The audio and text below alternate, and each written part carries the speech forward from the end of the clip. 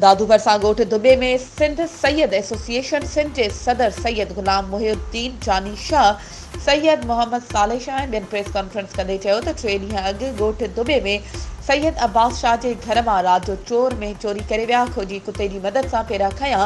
पेरा ॻोठ चंद्राट में लॻो त अॻवार ताक़ुब में वेठल फारूकी जे माण्हुनि हमलो करे ॾिनो, जंहिंमें सैयदनि जा 6 माण्हू मरणी ऐं हिक खे मारियो वियो। असां पुरमन आहियूं, चोरी बि असांजी थी ऐं हमले में माण्हू बि असांजो मारियो वियो, 5 ज़ख़्मी कया विया। पुलिस रुगो हथ ते हथ रखी वेठल आहे। सैयद हमेशह दुआगो रहियो आहे ऐं रहंदो।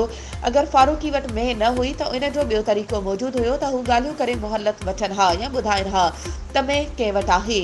इहो को बि तरीक़ो न आहे। पेरा खणी ईंदड़नि मथां लठियुनि कुहाड़ियुनि सां हमला करे माण्हू मारनि ऐं ज़ख़्मी कनि। असांजो मोज़िद सैयद इस्माइल शाह मारियो वियो आहे। हमेशह सैयदनि मथां ज़ुल्म ऐं तशदुद थियो आहे, जंहिं ॾींहुं तारीख़ शहादत आहे।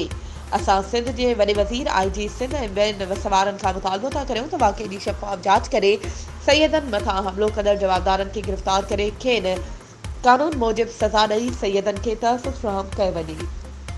वधीक ख़बरुनि ऐं अपडेट्स जे लाइ असांजे चैनल खे सब्सक्राइब कयो ऐं हा, बेल आइकन खे प्रेस करणु न विसारिजो त जीअं असांजी हर नई अचण वारी वीडियो तव्हां ताईं पहुची